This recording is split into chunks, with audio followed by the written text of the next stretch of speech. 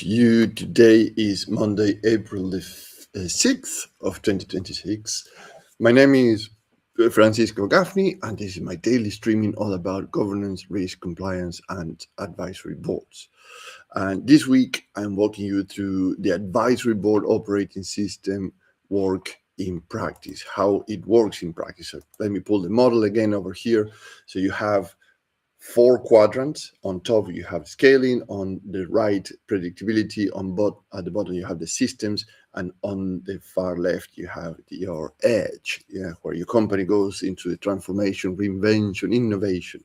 Now, today we're going to focus on scaling, and there is a very really interesting reason why I want to focus in this section today, and let me develop this in the coming minutes. So the commercial acceleration is, in simple terms, this is the part of the system, the board operating system, that ask one hard questions. Are we scaling real value, or are we only scaling motion, right? Because sometimes scaling means um, are not the same thing. Like emotion and scale are not the same thing. So a company can add customers, right, but still lose control of what they are doing. Also, they can grow revenue while still weakening their margins. So the margins are getting smaller. And they can hire more people, that's true, but it still becomes lower, because actually there's more people doesn't mean that actually everybody's coordinated to do what they're supposed to do, even if you need the volume of people around that. And everything might look very busy and still become less valuable. And that is where I come into as a board advisor, because I build a rotating international advisory board around the milestones in front of the company. So you get the specialist capability you need in a fraction of the time that it takes to hire one executive, without being or without the consulting overhead, without the talent locked in, and with members swapped every 6 months as the project evolves. So you're not locked into the same people for a long period of time. Because if you see the chart here that you have in front of you, the system, the whole operating system, things are evolving. Or even if you have a full round of this process, things start to report to each other now, because actually say we need expertise more in this area than in the other area. For example, if you're going into innovation, there's a lot of uncertainties, uh, unpredictability. There's a lot of things that happen in the world today, and say, do we need more an expert in commercial acceleration, or actually we need to understand better what is the geopolitical play that we're going to play? And you will say, well, we are a local company. Our customers are in country. We don't need this problem. We don't need somebody in the geopolitical space, because we are not to plan to grow internationally. We are not going to plan to do supply anybody else. But guess what? Perhaps your customers are in that play. Perhaps your suppliers are in that play. And if you are not aware what's going on, and you start to align your organization toward these suppliers or customers, that might be a problem for you in the future. So you have to be aware of what's going on, and you don't need an expert for 3 years if you have to hire one. 6 months is enough to understand where your position are, or how you position yourself, your organization, towards these new international plays that are happening. And there's something else. The timelines are shortening. They are moving faster. Look what happened in Q4. Everybody thought, I would say, well, 2026 is going to be an amazing year. Mid Q1, we have this amazing conflict that is happening. Amazing, I don't say that actually in terms of, oh, well, look, marvelous. I'm saying, this is incredible how that happened, this conflict in the Middle East, right? Well, today I want to show you why all these matters at the very start of the process of scaling your company, right? So let's consider three problems. I'm going to use statistics and guidelines and processes that are well known in the UK. I'm going to mention them. And the reason why is because I'm 100% sure that in your country you have something similar in terms of statistics, guidance, compliance, regulators, etc., etc. So this is a very good, clear examples that you can download from the internet, or you can read through the internet, and then you compare in your own geography, your own legal entities or jurisdiction, to understand how it plays with your own company and your plans to scale. So let's dive into it. The first problem is the false growth. And you say, how you mean false growth? Yes, many businesses do not fail because they stop growing. They fail because they grow in the wrong way. And you will say, how that can happen? Well, it happens. That usually means revenue rises while the system underneath, so your organization, becomes more chaotic. For example, in the UK, the pressure is not is now actually a sharper is sharper pressure because the boards, executives, and founders, particularly boards, are moving into a tougher reporting era under the revised governance codes. So this is provision 29 coming into effect from this year, if you are not aware of that. You say, well, again, that doesn't apply to me yet, I'll say. And this is not to be pessimistic, it's to be 100% clear. Look what happened with the emission, the scope 1, 2, and 3. You are not obliged, probably. You don't have to go into the voluntary disclosures, probably. You don't have any obligation about scope 1, 2, and 3 in emissions, probably. But your suppliers or your customers might. And if you're going to a tender and you don't have a plan or at least a process of why you are exempt or not, if you're not prepared for that tender, I can tell you that there will be a lot of paper shuffling trying to fit that particular clause in the tender. And you will say, well, it doesn't affect me. It does. And you perhaps are not fully aware that it's affecting you and in the way and how disrupted is affecting you. Now, let's take a look at the second problem, which is money arriving in a weak machine. And you will say, what do you mean? The British Business Bank says the high cost of credit and risk aversion are key factors behind low investment.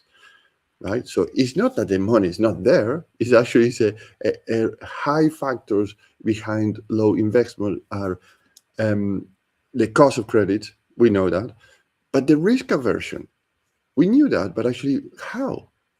Right now,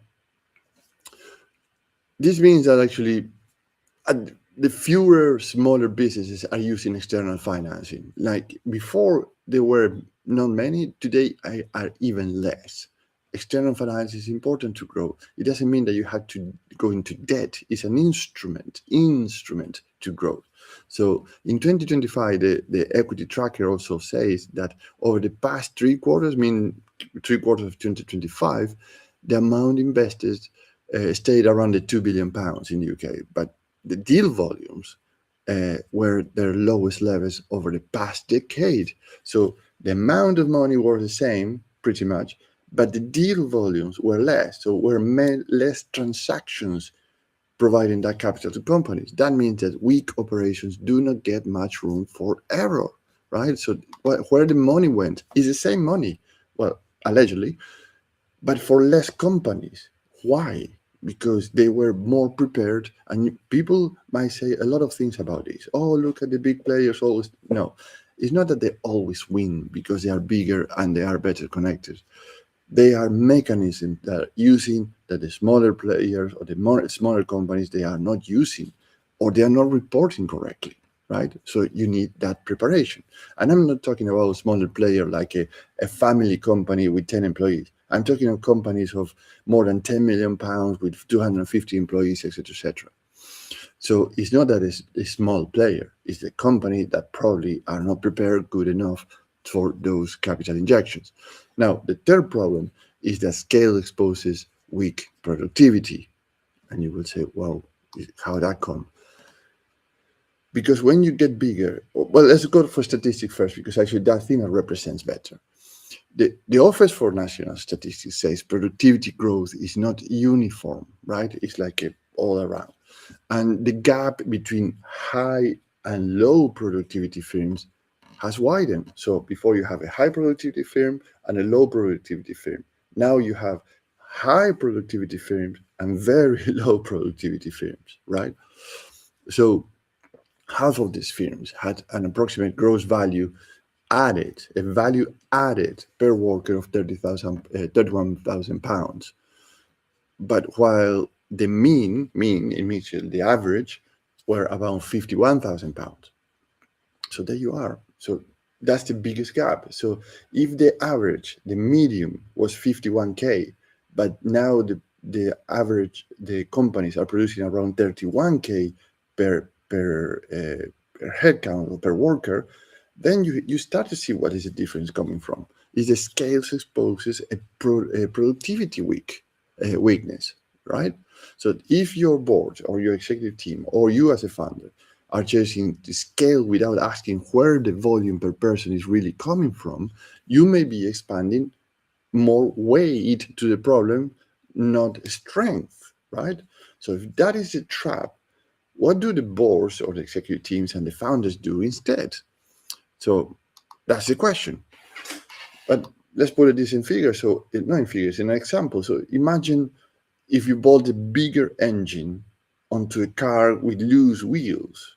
Yeah, you don't get a better journey, I can tell you, because you have a torque, the power, the capacity, the beast, but probably you're going to go faster into a crash because your wheels cannot stand that power that you put into that engine. Sorry, that engine that you put in your car, which is your company. An engine will be allegedly the capital. Now, as an advisor, what I would propose to consider is the following. First thing, define good growth before you chase more of it, right? Define what is a good growth. So good growth means revenue, operations, governance, and capital move together. Ask these questions. Can margin survive, right? Can service quality survive? Can leadership survive? Can the balance sheet survive? If the answer is vague, you're not really, or you're not ready to scale. That's the point. You're pretty much hoping to scale, but actually it's going to pay very dearly at the end of the exercise, or perhaps mid-exercise. The second thing is use the assets lens properly, and that is your people in the graph that we have in front of Hub, or in front of Hub, supported by your brand and partnerships. Don't start with can we hire who we can hire next. So start better with who owns what, who decides what, and where does risk sits. And this is an interesting stat from EY. They did an analysis in the UK of listed companies reporting, or their reporting found that only 18% clearly linked board, executive teams, and founders' activities to decisions or outcomes, right? 18% clearly linked to decisions or outcomes. And you will say, well, this is listed company, it doesn't affect me. Well, it does, because actually, you know what happened with the rest, that percentage of not decision ownership is leaked. The decision or the accountability is leaked to somebody else. The responsibility is leaked to somebody else. And guess what? Probably is in their suppliers. And if you're a supplier of a big PLC, probably the accountability and responsibility of the things that you think that they are responsible for is on you now. So be careful when you see these stats, start to think how it affects you, even if you are not the direct bearer of these kind of responsibilities, right? So that tells you that the same thing many boards, executive teams, or the founders already feel. So they say, why we have to do this? Well, they'll start to explain why.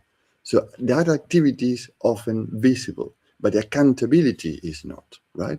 So, but you start to feel it in your bones, in your activities, in your contracts, in your deliveries, etc., etc., etc. So the third thing, make commercial acceleration boring in the best possible way. So brand should set a promise that the business can keep. The partnership should extend capability, right? Not hide weakness. So if you have a weak processes or systems or products or supplies, etc., your partners are going to accelerate that weaknesses. They are not going to cover it for you. And people should be arranged so the execution, controls, and customer delivery stay in step, right? So the board does not need more noise. You don't need more noise. It needs more clean signals that actually that scaling is really happening. And here's a real challenge.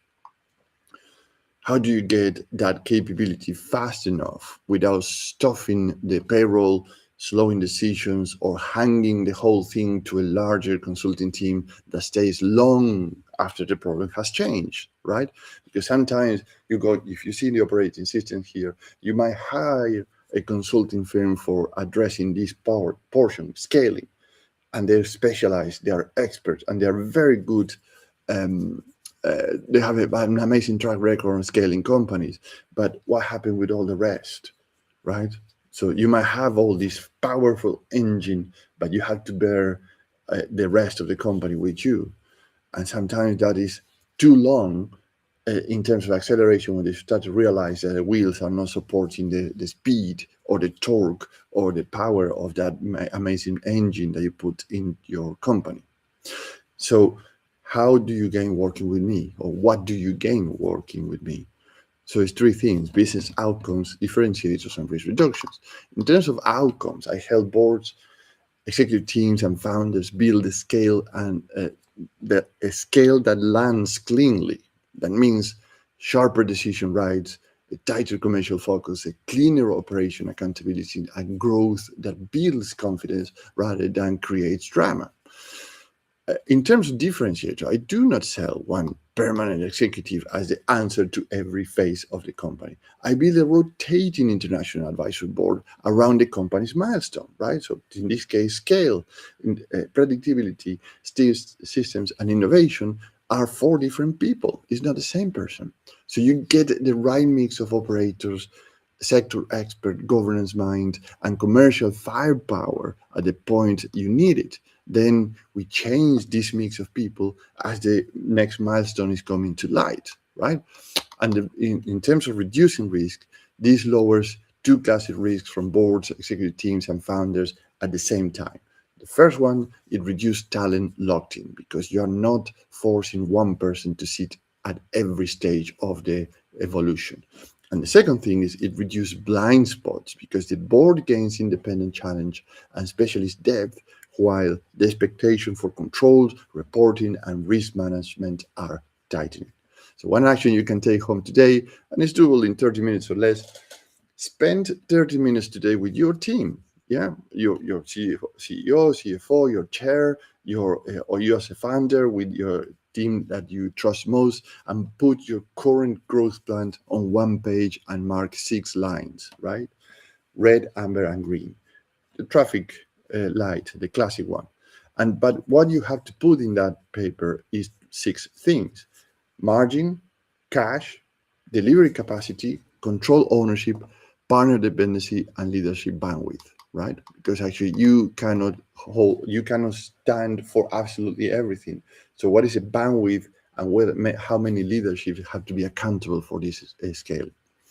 So let's pause. Let's pause it here for today and reconvene tomorrow, because today sets the frame for the whole week. Tomorrow I'll move from scale to predictability on the right side, because a business does not earn better capital by getting bigger. It earns better capital by becoming more trusted, which is a little secret of the industry. And investors, banks, stockholders, probably they won't tell you that up front, and you need to hear that from somebody that actually been in both sides of the equation, so you can understand how to bridge those conversations.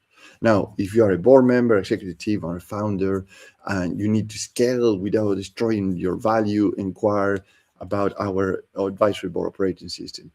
Have a 30-minute call with me only to understand what is your position, what you're going through today, so you can get a milestone match international advisory board, a practical operating cadence, and the specialist capability to move faster without the big consulting overhead or without the talent locked in. Right. So have a great day, and I'll see